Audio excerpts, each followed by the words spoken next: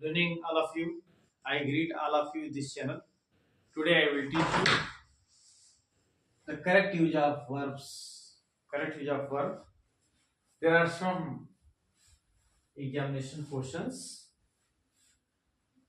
Yes, you will solve it if from incorrect into correct. Incorrect. What kind of man he is? What kind of man? Interrogative sentence है तो लिखेंगे इसको हम what kind of man is he, इस तरीके से होगा। यानी सब्जेक्ट को पहले जो है यहाँ वर्ब लग जाता है। From where you are coming लिखा है, यहां भी वैसे करेंगे। From where you are coming है, आर यू कमिंग होता है, आर यू कमिंग। अब हमारा सेंटेंस इंट्रोगेटिव हो गया। If I were he I should not go. देखिए अब ये जो है काल्पनिक सेंटेंस है, इमेजिनरी कंडीशन को बता रहा है।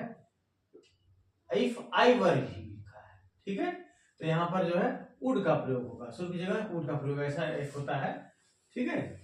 इफ लगा हो, ठीक है, सब्जेक्ट हो, उसके बाद वर का प्रयोग किया गया हो और वो इमेजिनरी कंडीशन को बता रहा हो तो दूसरे साइड में जो है वुड का प्रयोग करते हैं। तो लिखेंगे हम करेक्ट में, if I were he I would not go. If I were he I would not go. If I was you I would never do that. अब इसमें देखिए यहां पर वुड लिखा हुआ है, इमेजिनरी कंडीशन बता रहा है। यहां पर आई के साथ वाज नहीं लगेगा, वर्ब हो जाएगा।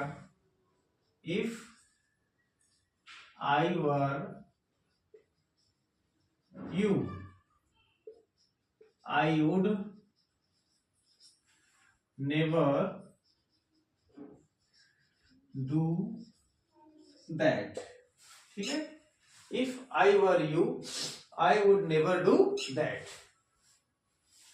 If it will rain I shall stay at home. अब यहां पर देखिए एक सेंटेंस जो है हमारा कंडीशनल सेंटेंस है। कंडीशनल सेंटेंस हमारा इफ से शुरू है, तो इफ वाला जो क्लाज होता है उसको सिंपल प्रेजेंट में करते हैं, ठीक है। और बाद में जो क्लाज होता है, जो बाद में क्लाज होता है प्रिंसिपल क्लाज, उसमें विल या शैल लगाते हैं। तो यहाँ पर जो इफ वाला क्लाज है, सबऑर्डिनेट क्लाज, इसको सिंपल प्रेजेंट में करेंगे। If it rains I shall stay at home, इस तरीके से। If you will come to me, ये भी उसी तरीके से होगा। यहाँ पर इसमें जो है फ्यूचर इंडिफिनिट का प्रयोग, फ्यूचर का प्रयोग किया गया है, यहाँ भी फ्यूचर है, तो इफ वाले क्लास में सिंपल प्रेजेंट का प्रयोग करेंगे। If you come to me I shall go with you, इस तरीके से है। This is one of the most remarkable events that has happened this century. अब यहाँ पर वन ऑफ द का प्रयोग किया गया है और यहाँ पर ये जो नाउन है ये प्लूरल है, तो दैट हैज, इसका जो इंटेंसिडेंट्स है, इंटेंसिडेंट मतलब इसका जो पूर्ववर्ती है वो प्लूरल है, यहाँ पर हैज की जगह हैव हो जाएगा, ठीक है। यस, तो लिखेंगे this is one of the most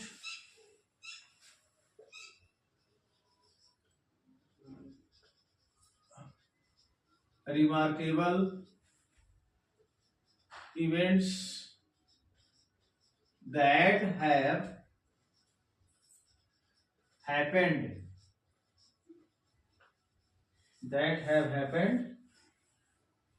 ठीक है। अब उसके बाद है दिस सेंचुरी, यहां ले लीजिए दिस सेंचुरी। फिर है सी हैव डन इट, यहां पर ध्यान देना है, सी के साथ हैव नहीं लगेगा, बल्कि क्या लगेगा, हैज लगेगा। सी हैज डन इट। इस तरीके से जो हम उसको कर सकते हैं सेंटेंस को। देखिए लिखा है, no sooner the teacher entered the class the boys stood up. यानी जो भी अध्यापक जो है कक्षा में प्रवेश किए, बच्चे खड़े हो गए। ये जो नो सूनर वाला प्रयोग है उसमें ध्यान देना होता है हमें। ये रूल ऑफ इन्वर्जन का प्रयोग करके इसको बनाते हैं। नो सूनर लिख दिया, द टीचर एंटर्ड लिखा है, पास्ट इंडेफिनिट में है, तो यहाँ आप डिड लिख दीजिए, नो सूनर डिड। उसके बाद द टीचर लिख दीजिए, डिड आपने लिख दिया है तो वर्ब की फर्स्ट फॉर्म लिख दीजिए, इंटर क्यों कर दीजिए, enter. No sooner did the teacher enter the class, और उसके बाद यहां देन लगता है, then no sooner did the teacher enter the class then the boys stood up. ए है फॉर्मेशन इसका, यहाँ पर देन लगेगा, यहाँ नो सूनर डिड लग जाएगा और की यहाँ पर फर्स्ट फॉर्म लग जाएगा। If I was you I would do that, यहाँ पर हो जाएगा इफ आई वर, काल्पनिक चीजों को बता रहा है, ठीक है। आई वुड डू दैट, यानी एक में वर लगेगा, दूसरे वाले में वुड लगता है। ही denied that he was not a thief, उसने इनकार किया कि वह चोर नहीं है, उसने इनकार किया कि वह चोर नहीं। अब देखिए ये जो है डिनाइड, इनकार करना होता है, मना करना। यहाँ पे निगेटिव, डबल निगेटिव वर्ड एक सेंटेंस में नहीं हो सकते हैं, तो हम यहाँ करेंगे ही denied that he was a thief, ठीक है। he denied that he was a thief, not शब्द हट जाएगा। the teacher asked him what was he doing, अब ध्यान दीजिएगा इस तरीके से सेंटेंस है यहाँ पर, the teacher asked him what was he doing। इस सेंटेंस जो है एक इस तरह है, इनडायरेक्ट में है, तो लिखेंगे the teacher asked him, ठीक है, what, ठीक है, ये करेक्टर है, करेक्टर व्हाट है, इसके बाद सब्जेक्ट लिखाएगा व्हाट ही वाज डूइंग। अब जाके सही हुआ, करेक्टर के बाद सब्जेक्ट होगा और उसके बाद पर जो है हेल्पिंग वर्ब लगती है। Why you were absent last Monday, अब देखिए व्हाई शब्द डब्ल्यूएच वर्ड है, डब्ल्यूएच वर्ड के बाद तुरंत हेल्पिंग वर्ब आएगा। Why were you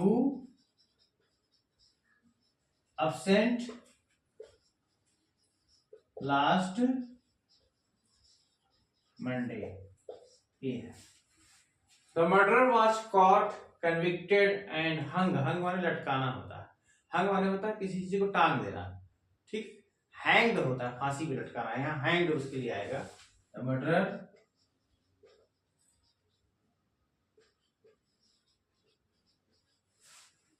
The murderer was caught, convicted and hanged,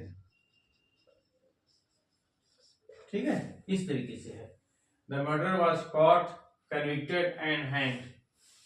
अब देखिए लिखा है he advised me, लिखा है, इसको करेक्ट करना है, ध्यान दीजिएगा। तो हो जाएगा he advised me, वर्ब के रूप में एडवाइज इस तरीके से होता है, ADVICED नहीं होता है, गलत है। तो he advised me इस तरीके से होता है। इसमें देखिए आप लोग सेंटेंस के अंतर्गत कुछ टेंस के प्रयोग भी हैं, इनसे कुछ इंपॉर्टेंट क्वेश्चंस हम लोग हल कर लेते हैं इसको।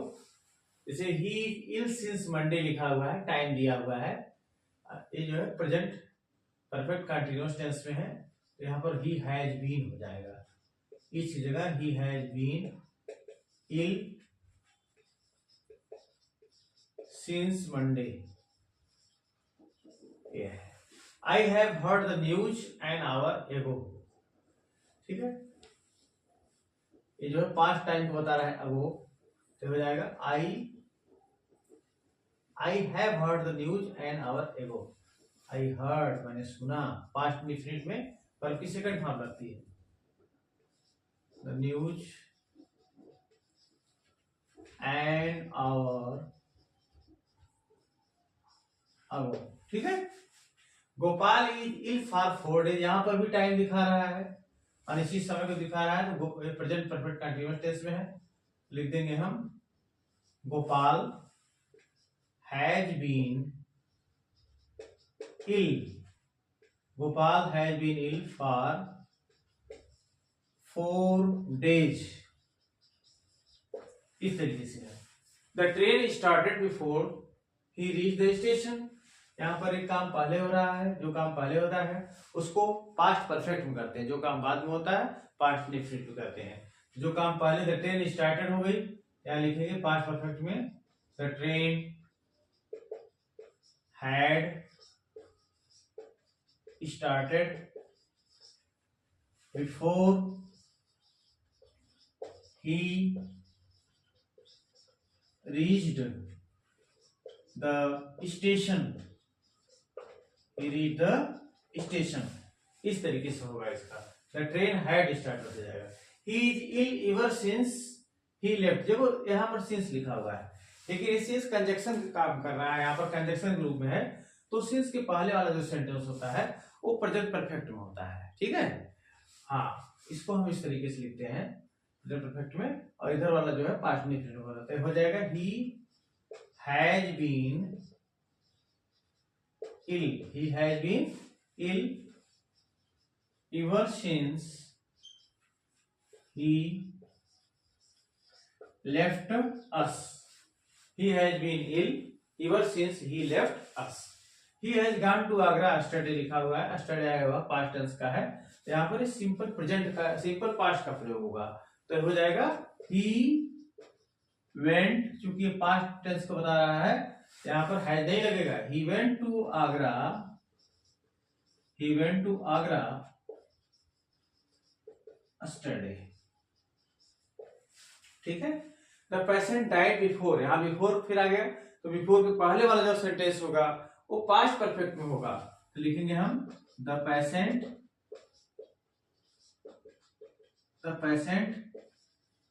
had died before the doctor came, before the doctor came, the patient had died before the doctor came। The peon opened the office before the principal came, यहाँ भी बिफोर शब्द आ गया है, तो इसलिए इसके पहले वाले को पास्ट परफेक्ट में करेंगे, लिखेंगे the peon had opened the office, opened the office before the principal came,